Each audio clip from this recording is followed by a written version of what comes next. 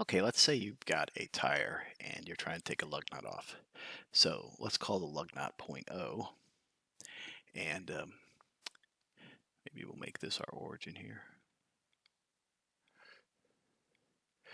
Oh, let's go X over here, like we usually do. And then let's make this Y. So if we do this typical fashion, and we string ourselves up a R here, or a position vector to our force, we can say then that the moment about O equals R cross F, right? Well, the thing about this is, this R cross F really forms a plane. Let's draw it in another color. Forms a plane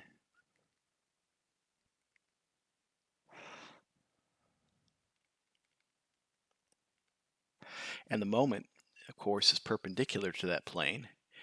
And if this is R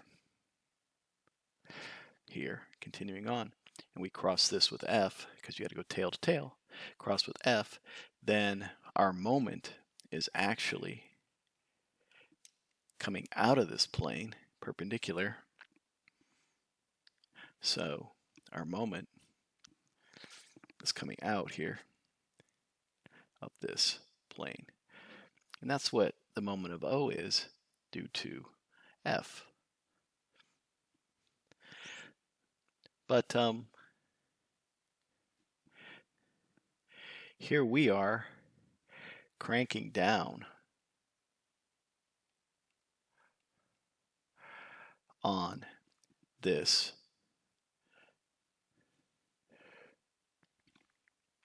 wrench here that is like in this direction, whose shaft is coincidence with Y, and X heads off in this direction. Neither of these axes are on the plane here that this makes. And our moment is just a general moment off into space. It doesn't really help us determine the amount, the moment we need to break that nut, lug nut free. So what we really would like to see is we'd really like to see the moment here along the y-axis. Well, that's actually a component here. This is actually the moment of O in the y direction. So this is actually a component of that. And this will be perpendicular. And there's also this component over here. If we want to break this down completely into components, there's an x component here too. The moment of x sub O. So those two components make up this moment. But we're really only interested in this one here. So if we want to know what that moment is, what should we do? Well, recall when you wanted a moment in a direction, particular direction, or when you wanted a vector in a particular direction, you could dot this vector with a unit vector in this direction, and that'll give you the component in that direction. So we could do that. So m sub O dot a unit vector in the y direction will give us m sub y in the O direction. Or we could do this the other way around too if we wanted to. So let's do that. U sub y dot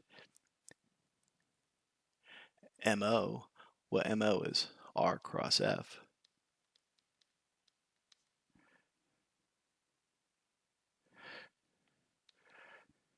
So that equals U sub y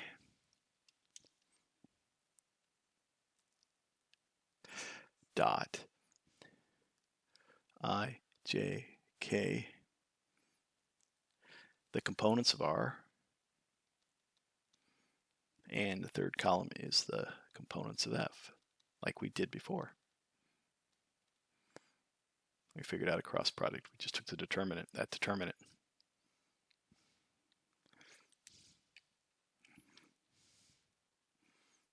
So in this case,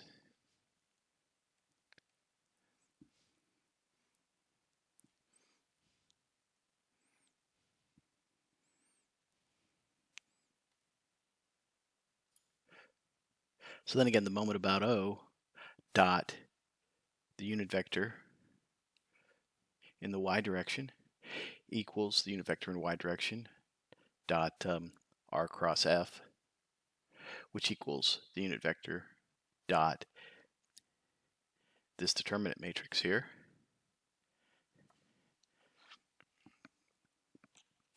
Or we could just write that as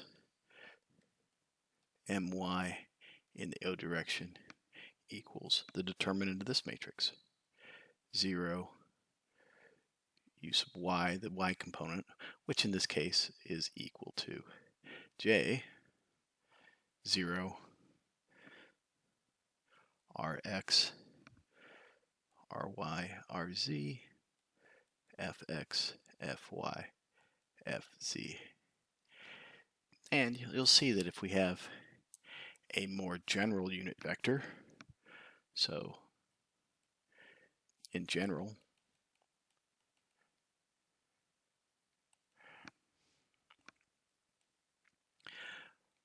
moment about any A axis,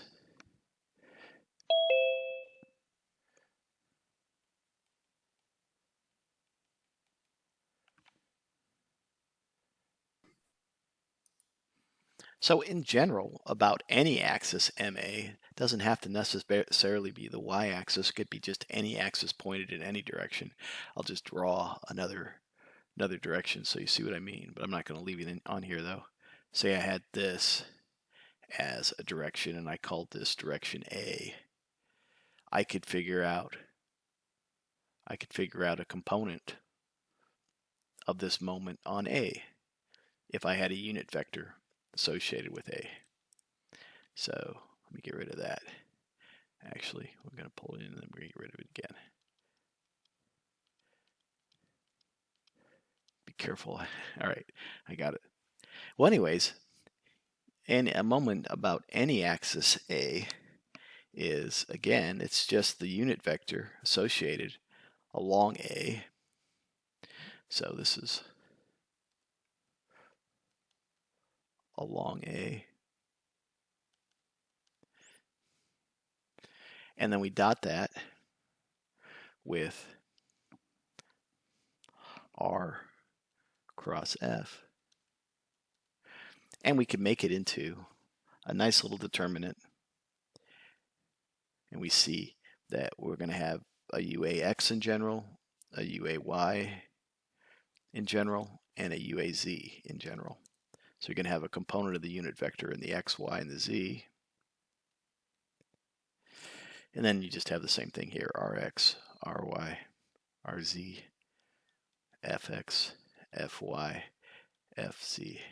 And this, when you solve this, will turn out to be a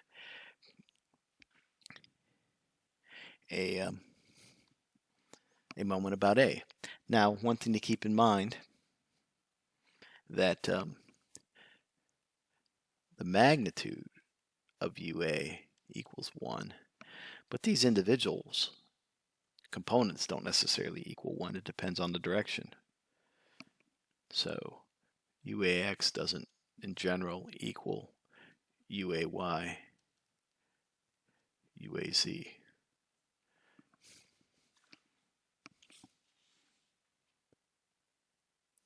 All right, let's do this example. So we have this orange frame, and it's being pulled towards D along this line of action. And we want to figure out what the moment of this force is about the point AO or OA. So what's the moment about the line OA? Okay, well, the moment about the line OA, well, we're going to want to get a unit vector in the direction of OA then. That's my plan. And I'm going to calculate the moment about O. So I'm going to string a position vector from O to this line of action of force somewhere. And we'll decide where to do that in a second. And I'm going to cross that R with, I'm going to figure out a vector in that direction. So I'm going to take the position. Well, I'm going to have the position vector, and I'm going to cross R, or cross F, and that'll give me the moment about O. And then once I have the moment about O, I can dot that with my unit vector. That's my plan of attack. So first off, let's get a unit vector in the direction of OA. Well, let's shoot a position vector from O to A. So we go 0.3 meters in the I direction, and then 0.4 in the J. That's my numerator. My denominator is just going to be square root of that.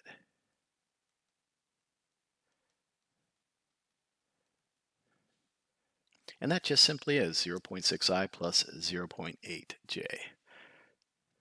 So now let's shoot a position vector to, and I'll do it in yellow, let's shoot a position vector to my force from O, because we're going to use that for a moment. So I can shoot it to here, because the force is there, or anywhere along the line of action of the force. If I shoot it to C, I'm going to have three components, an X, Y, and a Z component. But if I shoot it over here to D, like this, so I'm going to cross over D, and the force is in this direction. So it's going to be the yellow cross the green to figure out what my moment is.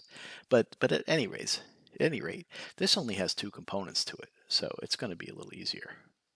So R to OD is just 5 in the X and 5 in the K. So 5I plus 5K. Now to figure out a vector in this direction, I could take a position vector from O to D, and I could subtract off the vector from O to C, and that would give me a position vector in that direction. But I'm just going to look at it from here, and I see that Z has coordinates 0.1, 0.4, and 0.3, and that would be what the position vector is to there. But over here, I see that D has position coordinates 0.5, 0, 0.5. So if I want to go from here to here, I could just take this and subtract that point. So F is 300 times the position vector from C to D equals 300 times the unit vector from C to D equals 300 times R C to D over the magnitude R C D equals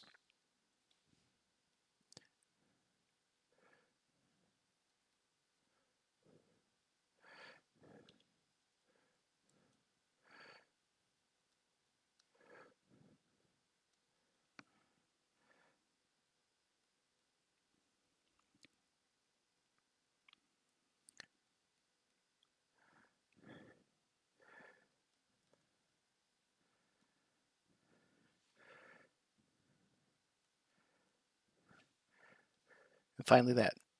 And the determinant is, and I don't have time, but the rest of it is here.